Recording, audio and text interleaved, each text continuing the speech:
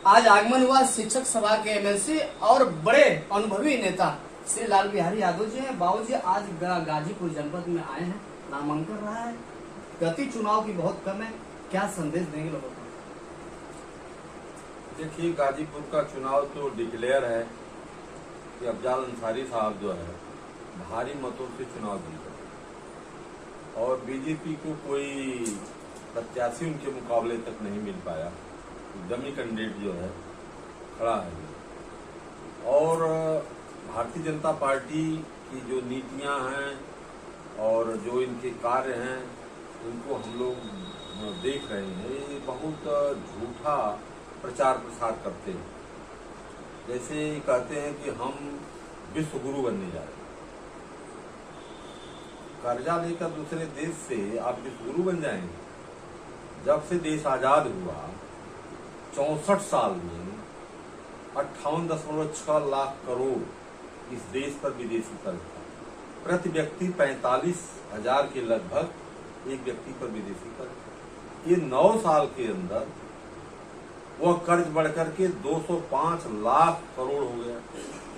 Means 147 lakh crore रुपया 9 साल में इन्होंने कर्जा लिया। और वो कर्ज लेकर के आपने जो काम किया वो कर्ज से किया है, दूसरे से लेकर के किया है। आप विश्व गुरु बनने की कौन सी स्थिति आपकी है?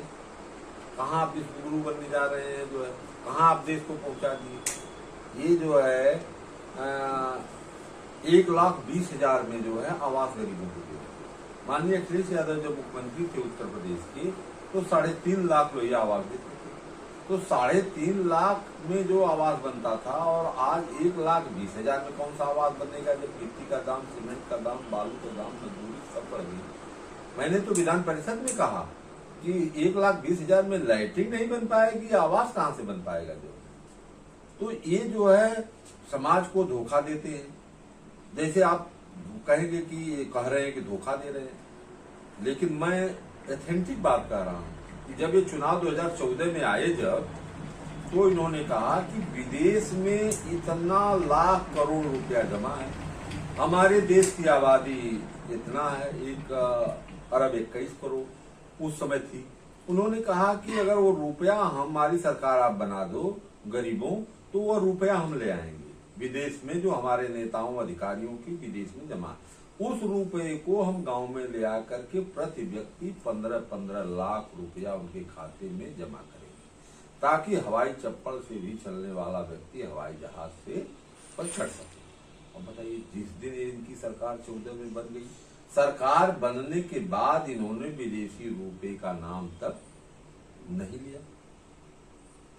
गंगा का प्रदूषण, कहा कि हमें गंगा माता ने बुलाया है बनारस में, गंगा माँ का प्रदूषण हम जो है खत्म करेंगे। गंगा माँ का प्रदूषण 1,200 करोड़ इन्होंने जो है उस पर खर्च किया, रुपए का हेर फेर किया। खर्च क्या किया? 1,200 करोड़ जो है का गमन कर गए। गंगा प्रदूषण 3 गुना बढ़ गया। इन्होंने कहा कि हम भाजपा के लोग हैं, हम गौपालक हैं। अरे आप गौपालक कहिया हो गए भाई? आप बता दो। इस समाज में यादव बिरादरी ही दूसरों की गायों को जो इकट्ठा करके जो है उसकी सेवा करती रही। गोपालक तो यादव थे और आप गोपालक हो गए और गोपालक के नाम पर जो है लोगों को जो है भ्रमित किए। और आज गौ माता की क्या दशा है? अब ये गौशाला के नाम पर कसाईवाड़ा बना रहे हैं और उसमें बिना अन्न बिना पानी का पशु जो है तड़प तड़प के मर जाते। तो ये तो हमेशा धोखा देने की बात की। ये किसानों की आय दोगुनी करने की बात की। किसान फटेहाल होता चला जा रहा, उसके इनके पशु जो है वो खा जा रहे हैं उनके फसल को। 2 करोड़ जो है इन्होंने कहा कि हम जो है नौकरी देंगे प्रत्येक साल। नौकरी क्या देंगे? जो नौकरी थी पुलिस मिलिट्री की और सैनिक बलों की भर्ती इन्होंने नहीं किया। और भर्ती जब शुरू किया तो अग्निवीर के नाम पर 4 साल के बाद वो नौजवान कहाँ जाएगा? जो तो इस तरह से इन्होंने बार बार जो है समाज को ठगने का काम, धोखा देने का काम किया। और अखिलेश यादव जी और माननीय अखिलेश यादव जी और श्रद्धेय नेताजी जो कहते हैं वो करते हैं, उनकी एक खासियत। उन्होंने कहा है पिछली बार कहा था कि हम समाजवादी पेंशन देंगे, दे दिया उन्होंने। इस बार उन्होंने कहा गरीब महिलाओं को हम 3,000 रुपया पेंशन देंगे। उन्होंने कहा कि हम जो है किसानों का कर्ज माफ कर देंगे, तो कर्ज माफ कर देंगे। एक समस्या से पूरा देश जूझ रहा है। जितने भी अधिकारी हों, कर्मचारी हों, शिक्षक हों, उनकी पेंशन खत्म कर दी अटल जी की सरकार ने। अब उस पेंशन को बहाल करना चाहते हैं। तो ये जो कहेंगे जो है, और जैसे बिजली की बिल जो है माफ करने के लिए बात कर रहे हैं किसानों की। किसानों को नहर का पानी इन्होंने, सरकारी ट्यूबवेल का इन्होंने ही माफ किया था पिछली सरकार में। तो ये जो कहेंगे उसको करेंगे। ये जो कहते हैं जब सरकार बन जाती है तो फिर कहते हैं, अगर पत्रकार आप जैसे लोग हैं अगर पूछेंगे कि आपने ये कहा था, आपने क्या किया, तो कहते हैं वो चुनावी जुमला था। तो चुनावी जुमला में तो एक बार धोखा दिए, 2 बार धोखा दिए, अब तीसरी बार जनता धोखा खाने वाली नहीं है। अब ये जनता जो है सजग है और भारतीय जनता पार्टी का सफाया देश से इस बार हो जाएगा। जो बाबू जी जिस जिले से बिलोंग करते हैं, आजमगढ़ की निगाहें पूरे प्रदेश की टिकी हुई है। धर्मेंद्र जी को चैलेंज बार बार लगातार विपक्ष कर रहा है कि 22 में खेला, 24 में भी खेलूंगा। समाजवादी परिवार का आजमगढ़ में पता नहीं चलेगा। इस बार राजनीति किस मोड़ लेगी 24? तो आपको मैं सही बात बता दूं जो है कि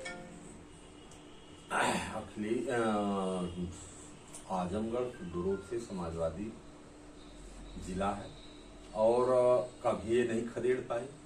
22 में 10 सीटों में 10 सीट जो है समाजवादी पार्टी ने जीता। उपचुनाव हम हार गए अपने भाई से। जब जमाली साहब लड़ गए 2,66,000 वोट पा गए, तो वोट किसका काटे? सपा।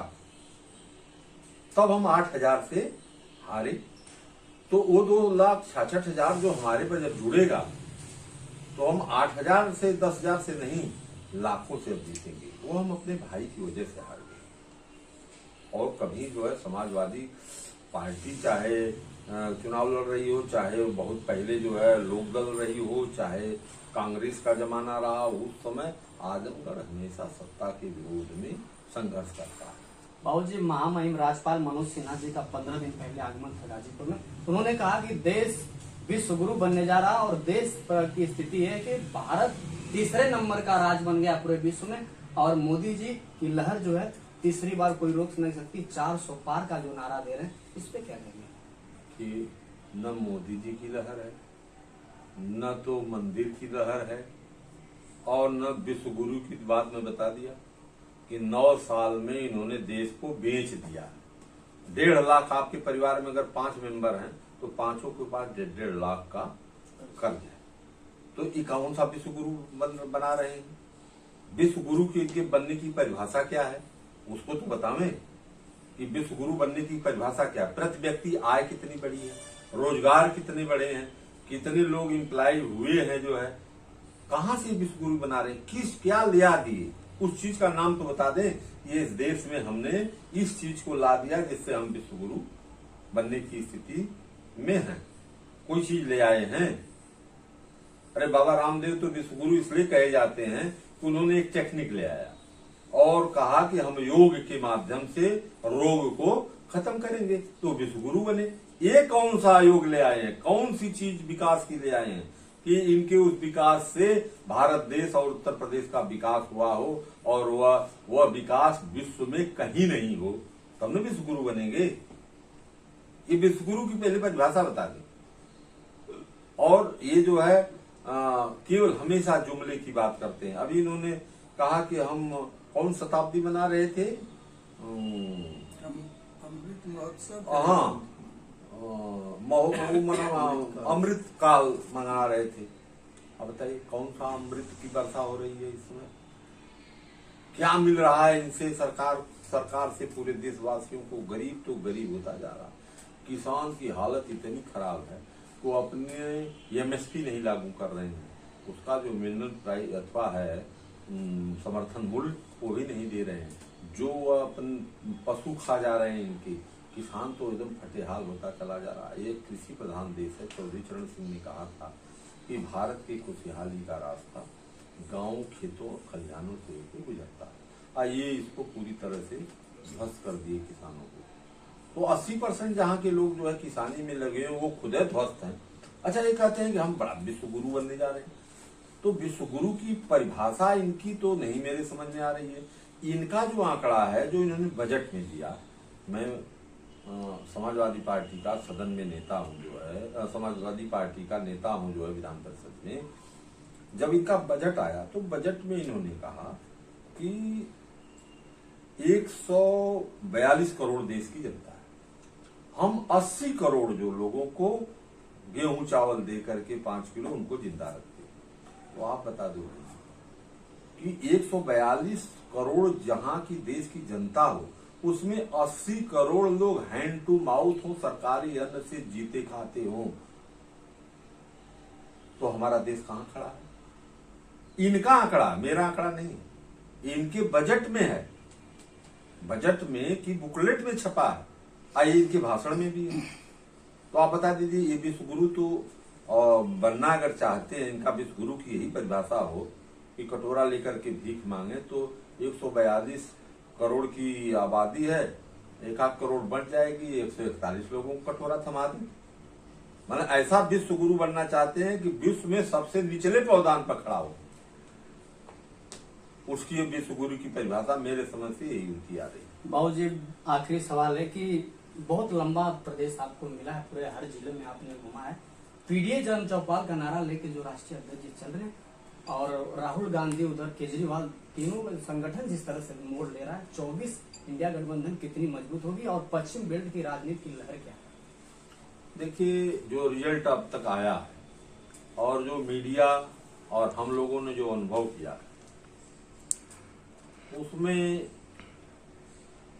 अब तक जो हमें अनुभव हुआ, हमने जो है बहुत प्रयास किया। अब हमारे पास एक शिक्षकों का संगठन पूरे प्रदेश में, कोई ऐसी विधानसभा नहीं है उत्तर प्रदेश की, लोकसभा नहीं है जिसमें मेरे पास 1500 शिक्षक न हो। उनसे बढ़िया सर्वे कोई नहीं कर सकता। ये पूरी तरह से जो है फ्लॉप है उत्तर प्रदेश में, और ऐसा रिजल्ट आने जा रहा है जिसकी कामना कोई नहीं किया होगा, ऐसा रिजल्ट आने जा रहा है। ये जो है 80 में 80 जो जीत रहेगी, ऐसा रिजल्ट आ रहा है कि 50 से ऊपर सीटें जो है इंडिया गठबंधन ले रही।